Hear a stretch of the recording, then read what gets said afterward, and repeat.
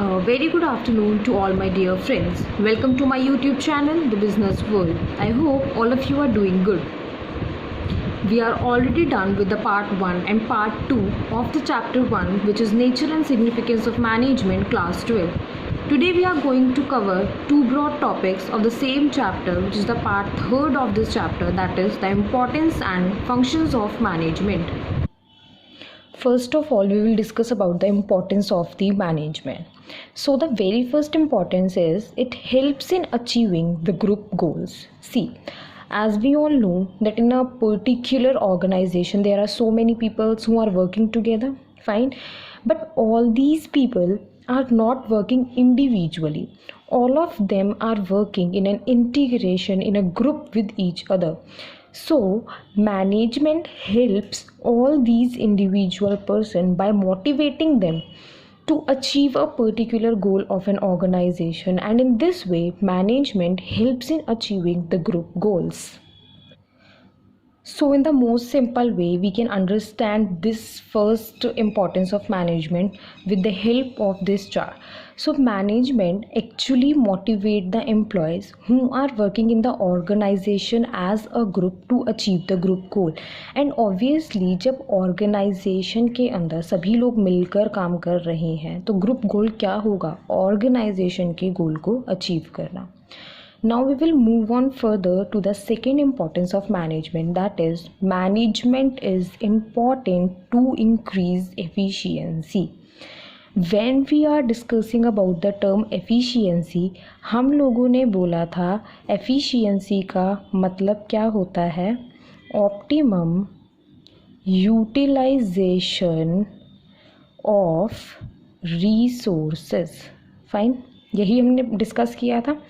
तो मैनेजमेंट क्या है? मैनेजमेंट इंसिस्ट करता है सभी एम्प्लॉयज़ को who are working in a group, ठीक है, to optimisingly utilise the resources, and in this way management directly contributes in increasing the efficiency. Fine, management ensure करेगा कि किसी भी तरह का रिसोर्स जो हम ऑर्गेनाइजेशन में यूज़ कर रहे हैं, चाहे वो ह्यूमन रिसोर्स है चाहे वो फिजिकल रिसोर्स है, वो वेस्ट नहीं होना चाहिए. The next importance of management is that it creates a dynamic organization. See, what do we mean by dynamic? Which basically means changing.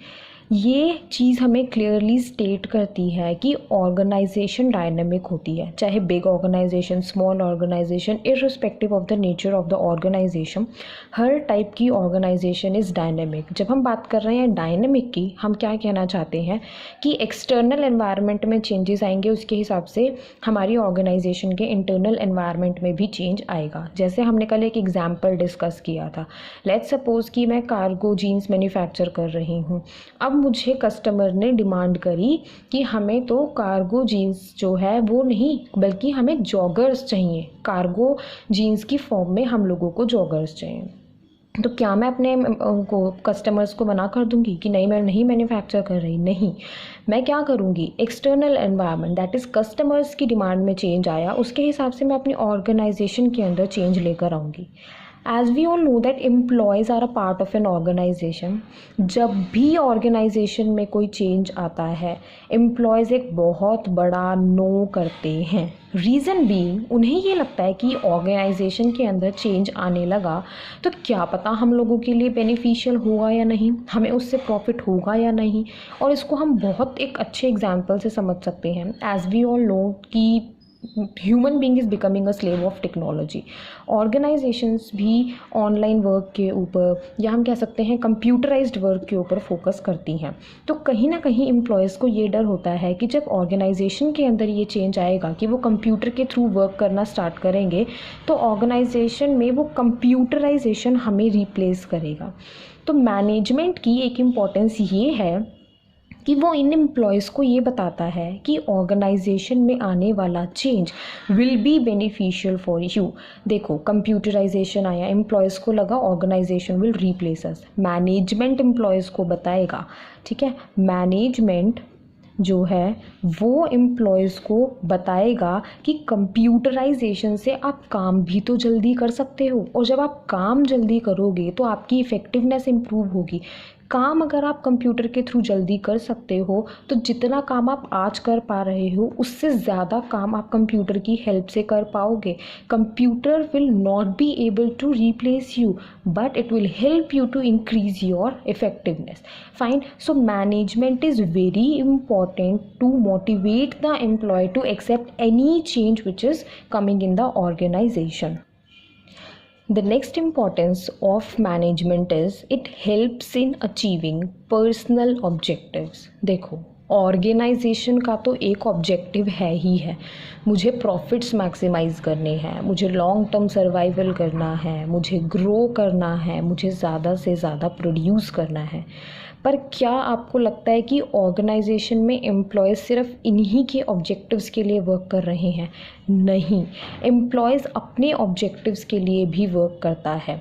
Organisation के अंदर एम्प्लॉय चाहते हैं कि हम ज़्यादा से ज़्यादा अर्न करें, तो मैनेजमेंट कहता है कि ठीक है यार, अगर आपका मोटिव है ज़्यादा से ज़्यादा अर्न करना और ऑर्गेनाइजेशन का ऑब्जेक्टिव है ज़्यादा से ज़्यादा प्रोड्यूस करना, तो क्यों ना ऐसा किया जाए कि आप प्रोड्यूस ज़्यादा करो और उस प्रोडक्शन से आपको अर्निंग्स ज़्यादा हो. तो मैनेजमेंट हेल्प करता है एम्प्लॉयज़ को अपने पर्सनल ऑब्जेक्टिव्स अचीव करने के लिए, कैसे एम्प्लॉयज़ की वांट्स को इंटीग्रेट करके ऑर्गेनाइजेशन की वांट्स से. The next importance of management is it helps in the societal development. हम लोगों ने पार्ट 2 जब डिस्कस किया था तो हमने बोला that one of the objective of management is societal objective और we can say social objective. What all are these social objective? Reasonable price पे गुड्स प्रोवाइड करना, अच्छी क्वालिटी के गुड्स देना, ठीक है, इंश्योर करना कि हम इकोनॉमिक वेल्थ क्यों ना सोसाइटी के अंदर जनरेट करें, एक ऐसा स्कूल खोलें जहाँ पर हम सोसाइटी के बच्चों को फ्री एजुकेशन प्रोवाइड करें, क्यों ना हम सोसाइटी के एसेट्स में इन्वेस्ट करें, ठीक है, क्यों ना हम एम्प्लॉयमेंट अपॉर्चुनिटी प्रोवाइड करके जीडीपी इंक्रीज़ करें पर्टिकुलर सोसाइटी की भी और नेशन की एज अ होल. तो जो हमने कहा मैनेजमेंट बहुत सारे सोशल ऑब्जेक्टिव्स के ऊपर फोकस कर रहा है. देखो, सोसाइटी में लोगों को अच्छी क्वालिटी के प्रोडक्ट रीज़नेबल प्राइसेस पे मिल रहे हैं, साथ ही साथ वहाँ पर इकोनॉमिक वेल्थ जनरेट हो रही है जिससे उनकी जीडीपी के अंदर ग्रोथ हो रही है. तो अल्टीमेटली होगा क्या? सोसाइटी का लिविंग स्टैंडर्ड इम्प्रूव होगा, और जब सोसाइटी का लिविंग स्टैंडर्ड इन फैक्टर्स की वजह से इम्प्रूव होगा तो अल्टीमेटली क्या होगा? all these factors will ultimately contribute toward the societal development. Fine. So these are the 5 importance of the management. इसमें आप 1-2 इम्पॉर्टेंस और अपनी तरफ से ऐड ऑन कर सकते हैं. आप ये भी कर सकते हैं कि management helps the organization to achieve their goals with effectiveness as well. Fine. वहाँ पर आप क्या बोलेंगे कि जो हमारे एम्प्लॉयज़ होते हैं, मैनेजमेंट उन्हें मोटिवेट करता है कि आप टाइमली गोल्स को अचीव करो. Fine. Now we are moving on towards functions of management. When we are talking about functions of management, हम ये भी कह सकते हैं कि function of management जो है वो steps of management है. फाइन. अब steps क्यों बोल सकते हैं function को, वो मैं आपको आगे बताऊंगी. First of all, start with the functions of management. Very first function of management is planning. See, I am standing here, ठीक है, I want to go here. Fine. अब मैं क्या करूँगी? सी, मेरे पास 0 kg ऑफ व्हीट मैन्युफैक्चर्ड है. I want to manufacture 100 kg of wheat. I will make a bridge. ठीक है. So what actually is the planning? Planning is acting as a bridge which helps you to go from where you are to what you want to achieve. ठीक है, मतलब मैं यहाँ खड़ी हूँ और मैं यहाँ जाना चाहती हूँ, उसके लिए मुझे एक ब्रिज चाहिए and that bridge is planning itself. Fine. Planning के अंदर हम डिसाइड करेंगे, ठीक है, what is my objective? My objective is I want to manufacture 100 kg of wheat. For that I need staff as well. ठीक है, मुझे एम्प्लॉयज़ भी चाहिए. ठीक है, एम्प्लॉयज़ हो गए. चलो, अब एम्प्लॉयज़ को मोटिवेट करने की भी ज़रूरत है. सो बेसिकली प्लानिंग क्या है? अगर आपसे एक शॉर्ट टर्म में पूछा जाए तो हम डिफाइन कर सकते हैं प्लानिंग को that it is a function of management which bridge the gap between where we are and where we want to go. Planning के अंदर ही हम अपने ऑब्जेक्टिव्स को सेटअप करते हैं जो हमारे लिए एज अ बेसिस एक्ट करेगा। The next important function of management is organizing. When we are talking about the organizing, see, as the term itself suggests कि organize करना, ठीक है। जब हम ऑर्गेनाइज करने की बात कर रहे हैं तो this function of management is basically concern with कि कैसे डिफरेंट डिपार्टमेंट्स के अंदर हम लोग एक्टिविटीज़ को डिवाइड करें, कैसे हम उन एक्टिविटीज़ को ऑर्गेनाइज करें, कैसे हम उन एक्टिविटीज़ को परफॉर्म करें। So organising is that function of management. See, organising is very important. क्यों? क्योंकि जो प्लान आपने डेवलप किया उस प्लान को जब तक आप इम्प्लीमेंट नहीं करोगे उस प्लान का कोई यूज़ ही नहीं है।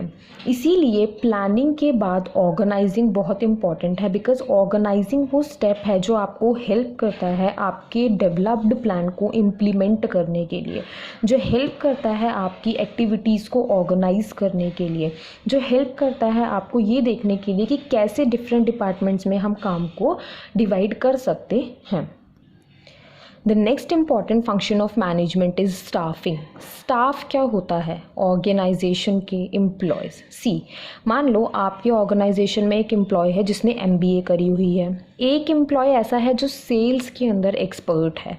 आप MBA वाले को सेल्स में और सेल्स वाले को मैनेजमेंट का काम तो नहीं दोगे। ऑब्वियसली जिसने MBA करी है वो मैनेजमेंट के अंदर परफेक्ट है और जो सेल्स एक्सपर्ट है वो सेल्स डिपार्टमेंट में रिक्रूट करा जाएगा। तो staffing is that function of management जो ये इंश्योर करता है कि हर एक एम्प्लॉय ऑर्गेनाइजेशन का अपनी कैपेबिलिटी के हिसाब से ही एक पर्टिकुलर पोस्ट के ऊपर उसको जॉब दी जाए।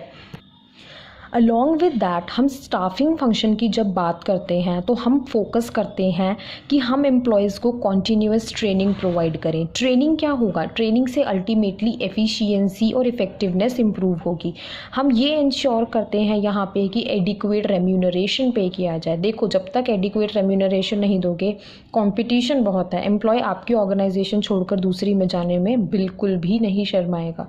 Fine. Evaluation of employees is also very important. अब इवैल्यूएशन क्या होता है? इवैल्यूएशन बेसिकली जब आप ये देख रहे हैं कि आपके एम्प्लॉयज़ अच्छे से वर्क कर रहे हैं या नहीं कर रहे हैं। तो स्टाफिंग फंक्शन की जब हमने बात करी तो staffing is first of all concern with कि right kind of the employ is placed at the right position according to their qualifications and capabilities. Fine.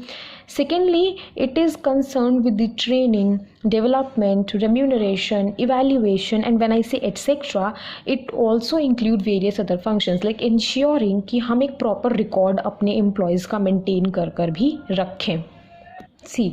See, the next important function of management is directing. Diagram को भूल जाओ, एक चीज़ ध्यान में रखो। मान लो आपको कोई रास्ता नहीं पता होता, ठीक है, तो आप क्या करते हो? आप पूछते हो ना कि भाई मुझे दिल्ली जाना है तो रास्ता क्या है, आप मुझे बता दो। लेट्स सपोज़ आपने किसी से भी डायरेक्शन नहीं पूछी जाने की, चलते चले गए, क्या होगा?